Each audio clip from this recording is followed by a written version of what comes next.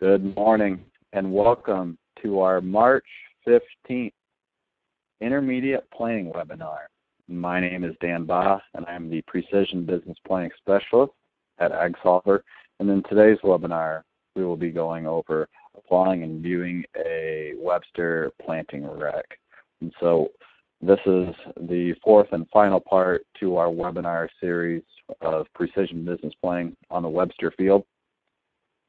And so the first webinar, we created a pollinator habitat on the Sandy Ridge. And then in our second part webinar, we created tile use case scenarios, replacing and adding tile lines in the northeast and northwest corner of the field. And then, let's see, it was 2 weeks ago, we created a variable rate side dress application.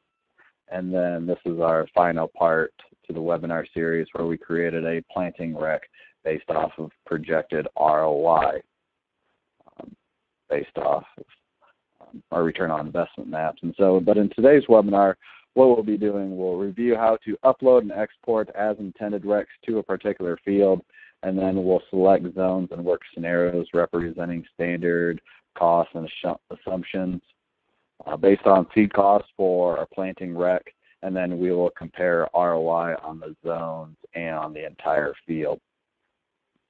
And so before we hop into the application, I do want to mention that we are in Q&A mode, so if you do have a question, please feel free to type your question in the chat box below where you see my contact information, and I will answer your questions as we go through today's webinar. So now we'll hop into the application. And so what we first did is we first created a return on investment planting rec within SMS, exported that out of SMS, and then brought that in as a shape file. We zipped up the shape file on the 4 files that we need. In the shape file are the DBF, PRJ, SHP, and SHX. So we zipped all that into one single file. For machine data type, came down, selected the as intended shape, named this file, and then simply browsed on our computer and then uploaded that. You can see that planting file right here. And we just simply exported that to a particular field. So we chose our enterprise.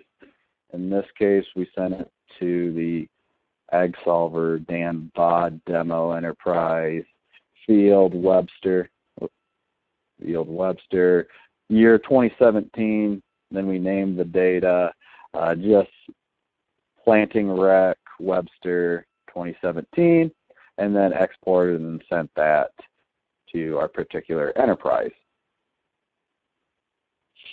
And so now we will navigate to that particular enterprise. And so it took about a minute for that to process. And then we just simply came down here, clicked on the Webster field,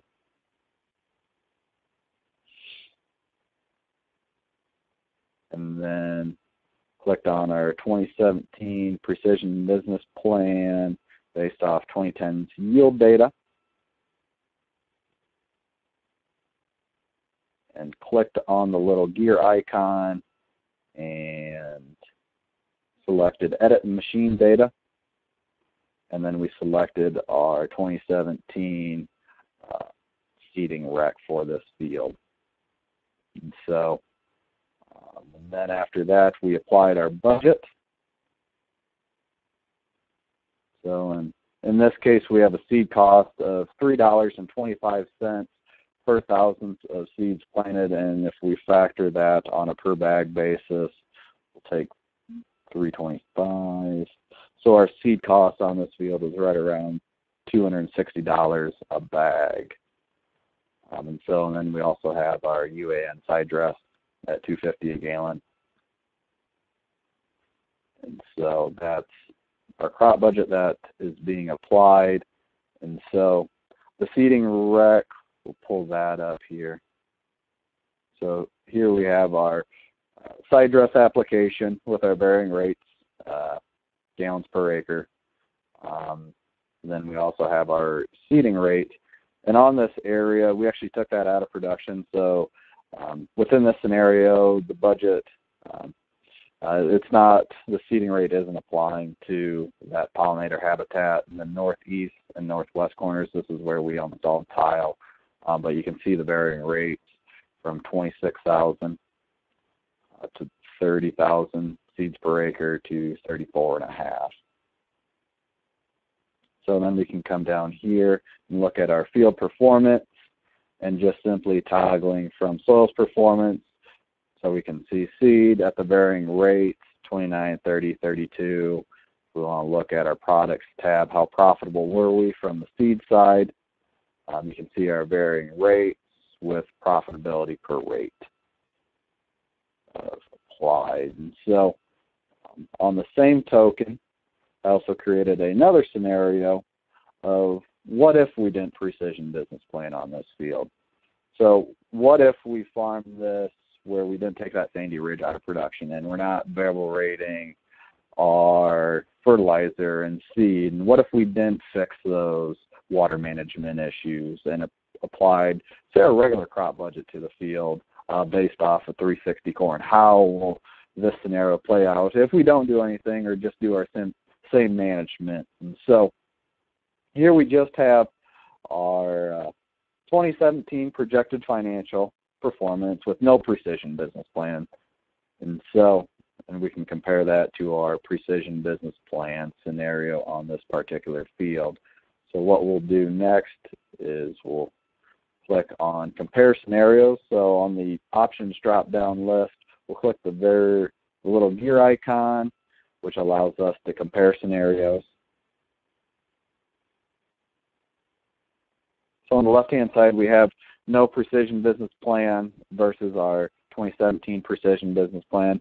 Have the same commodity price and relatively same budget. The only difference is on the right-hand side, we're variable rating our production versus straight rate fertilizers and seed. And if we didn't take that sandy ridge out of production or fix our water management issues up on the north side of the field.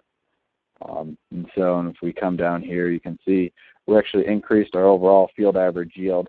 A large portion of this was improving drainage on the north side of the field, which allowed us to increase the overall field average yield by about 20 bushel, as well as taking that sandy ridge out of production. This is the area where we're typically produced 80 bushel. We're not farming that anymore, so that increased our overall field average yield up as well. But going into 2017, based off today's input prices and today's commodity prices, we have one of two options. We could either lose $102 an acre, or we could lose $12.50 an acre based off of 360 corn. We also, 380 corn is what we're projecting. We're looked at the fall delivery price. And so then coming down, you can see our difference in return on investment. We could potentially lose 13.5% or just lose just shy of 2% ROI.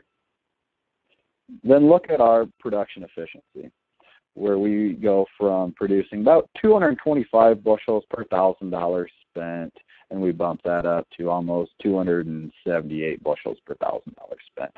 And this is really the key metric that we're looking for. How do we become more efficient with our working capital? Is a big take-home. And I like to say anytime we can get close or over 300 bushels per $1,000 spent, it's a good day. We're efficient with our working capital. Granted, we want to become as efficient as we can, so if we can boost this number up to 325, 350, it's a great day. But when I look at 225, that makes me worry and look for ways to try to improve that any way possible, whether that's precision management plan, shifting around working capital, taking the area out of production, land improvement, installing pivot or installing tile, things like that. We're always looking for ways to try to improve the end dollar amount. So then coming down, you can see the difference in the working capital, which before we were spending about So over $93,000 on this particular field where we either broke even or lost money on. We dropped that number significantly by about $35,000, $40,000. Now we're only spending about $58,000 or $59,000, either at an expected break even or negative return, which still hurts. But then we come down to our break even cost. We go from needing $4.45 corn, which in all honesty, that's going to be a struggle to do unless we have a big weather event or something happens overseas where we have a nice market rally.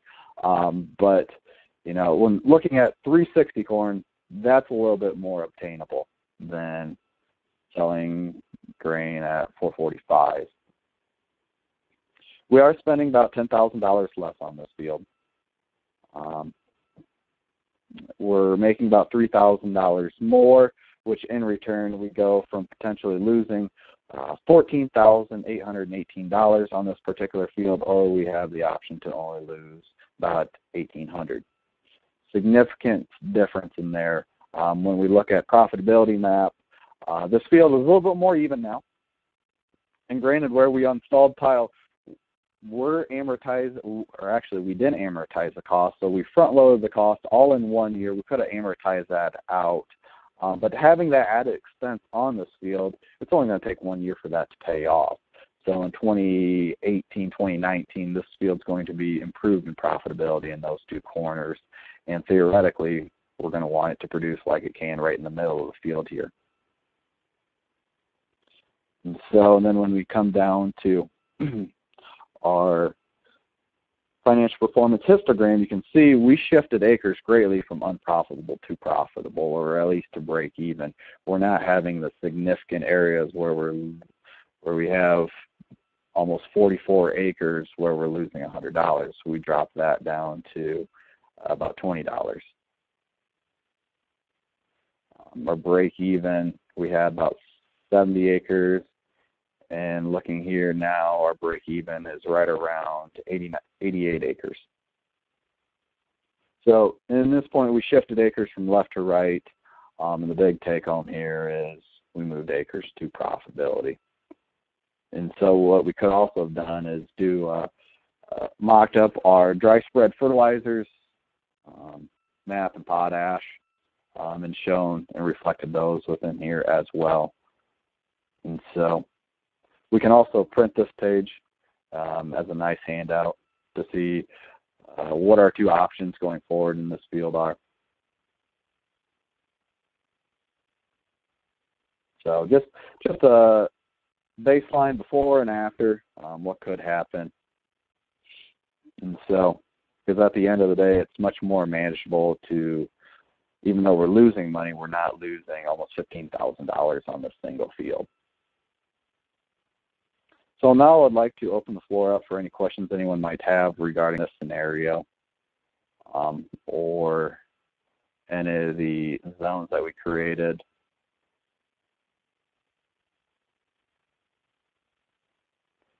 And so, and this webinar will be posted onto our AgSolver YouTube channel once it is completed, so you can go back and rewatch this. And if you want a one-on-one webinar to precision business plan on your field, please contact myself or the support team. We can get you hooked up. And if you are not an AgSolver customer, I encourage you to go and create a free account. And so that you can get you started, and then an AgSolver rep will be contacting you to see if you want to move forward with a full subscription, or contact any one of our channel partners. And so I want to thank you for viewing our March 15th intermediate planning webinar, applying and viewing a Webster planting rec in the application. Have a good one.